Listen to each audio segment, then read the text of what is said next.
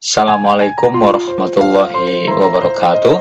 Pada kesempatan ini saya akan bicarakan tentang ibadah dalam Islam. Bagaimana sesungguhnya ibadah itu dalam Islam, pengertiannya seperti apa, prinsip ibadah itu seperti apa.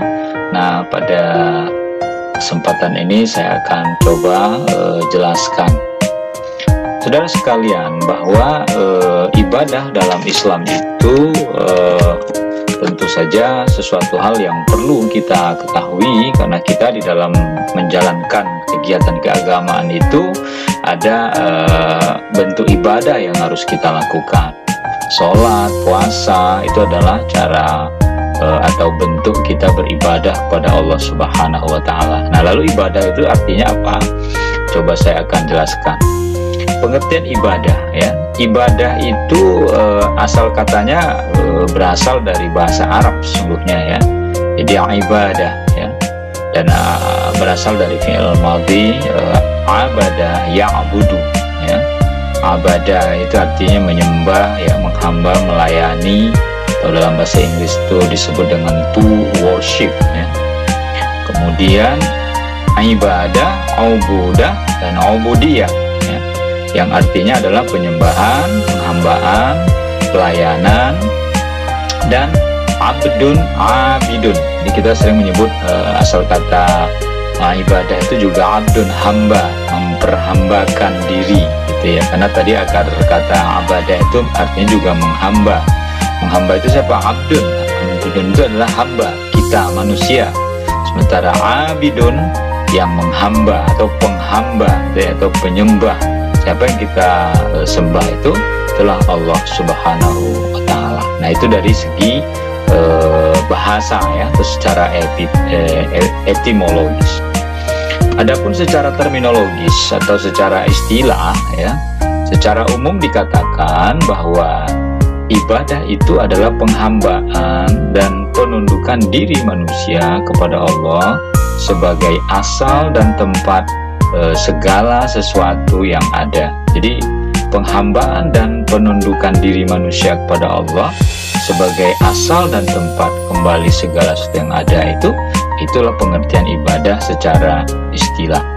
Jadi kita menghambakan diri kita, menundukkan diri kita. Kenapa kita harus menunduk?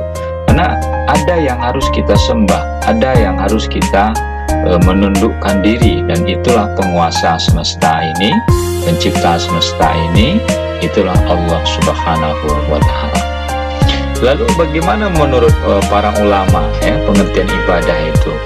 Misalnya kita lihat dari Ibnu Taimiyah, ya, dia mengatakan bahwa ibadah adalah tunduk mutlak, ya, dari manusia kepada Allah disertai kecintaan yang penuh.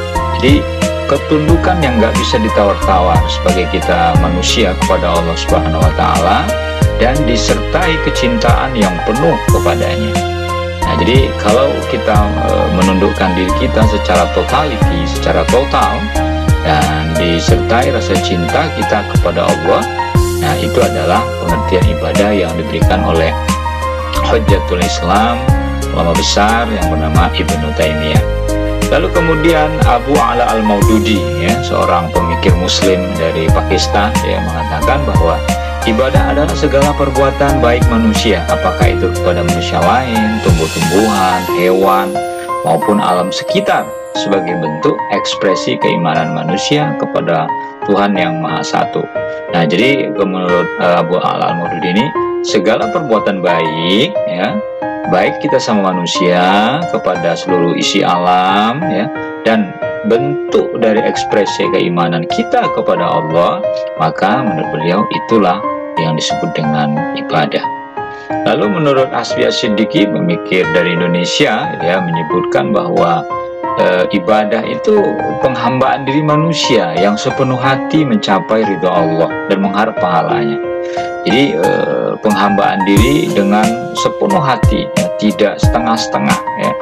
Tujuannya apa? Untuk mencapai ridho Allah dan mengharapkan pahala dari Allah Subhanahu wa Ta'ala. Nah, itu adalah pengertian dari ibadah yang bisa dijelaskan pada saat ini. Tentu saja banyak pandangan-pandangan lain yang mengatakan tentang pengertian ibadah. Lalu bagaimana dengan prinsip-prinsip ibadah itu? Ya, kalau kita lihat ibadah dalam Islam itu tentu ada prinsip yang kita pegang, ya. Ada rujukan, pedoman, di mana ini menjadi sesuatu yang mutlak untuk kita miliki. Nah, paling tidak ada 6 prinsip ibadah dalam Islam itu. Yang pertama, hanya menyembah Allah. Yang kedua, tanpa perantara ibadah itu. Dan yang ketiga, ibadah itu harus ikhlas. Yang keempat, sesuai dengan tuntunan agama tentunya, Al-Quran dan As-Sunnah. Kemudian ibadah itu prinsipnya harus seimbang antara urusan jasmani dan rohani, seimbang juga antara urusan dunia dan akhirat. Dan yang terakhir, yang keenam adalah mudah dan meringankan. Nah, ini 6 prinsip ibadah dalam Islam yang harus kita pegang dan kita jadikan sebagai dasar kita dalam beribadah kepada Allah Subhanahu wa Ta'ala.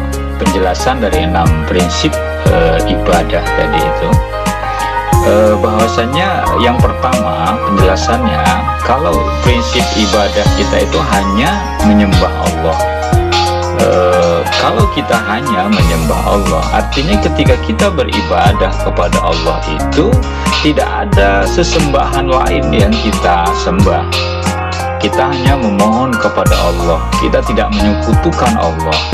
Inilah yang disebut dalam Al-Quran, dalam surat Al-Fatihah ayat 4, Iyyaka na'budu wa iyyaka nasta'in.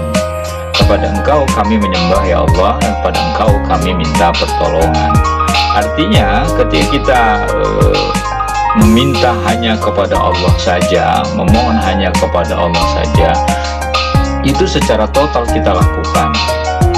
Kenapa? Kalau kita menyembah Allah tapi kita juga menyembah yang lain, percaya pada hal-hal yang berbau mistik yang lain, benda-benda yang punya kekuatan lain, seperti orang yang melakukan itu di tempat-tempat yang dianggap sakral dan segala macamnya, lalu meminta kepada penunggu di situ.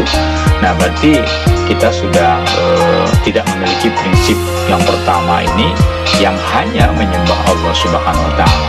Pada Allah lah kita menyembah, tidak ada sembahan lain yang kita sembah. Lalu berikutnya yang kedua, tanpa perantara. Prinsip ibadah yang kedua itu adalah ketika kita menyembah Allah, maka tidak ada perantara yang kita jadikan. Kenapa? Karena kita tahu bahwasanya kalau kita meminta itu ya langsung saja kepada Allah, tidak perlu kita meminta melalui perantara. Inilah yang dimaksud oleh Allah dalam firman-Nya dalam surat Al-Baqarah ayat 186, yang artinya, apabila hambaku bertanya kepadamu tentang aku, ya, kata Allah pada Nabi Muhammad, maka sungguhnya aku dekat, aku kabulkan doa orang yang meminta bila ia meminta kepadaku. Tetapi hendaklah ia mengikuti perintahku serta beriman kepadaku, mudah-mudahan mereka mendapat petunjuk. Nah, ini jelas ayat ini mengatakan bahwa Allah sangat dekat dengan kita, ya. Sehingga kalau saking dekatnya, Allah akan kabulkan doa-doa yang kita pinta. Doa yang seorang hamba minta kepada Allah, Allah akan kabulkan, karena Allah tidak jauh dari kita, ya. Walaupun ada lagu yang kita dengar yang mengatakan aku dekat, engkau dekat, aku jauh, engkau jauh, tidak. Kita dekat, Allah dekat. Kita jauh pun Allah tetap dekat. Kenapa? Karena memang Allah mengatakan berdasarkan ayat ini bahwa Allah itu sangat dekat dengan kita. Saking dekatnya kita tidak ada jarak untuk memohon dan meminta kepada Allah, sehingga tidak ada perantara. Nah, karena itu dalam surah An-Nahl Allah juga katakan, An-Nahl ayat 36, sesungguhnya telah kami utus seorang Rasul untuk tiap-tiap umat, hendaklah kau menyembahnya kepada Allah dan jauhilah berhala. Nah, jadi kalau mereka Rasul itu, mereka adalah utusan Allah.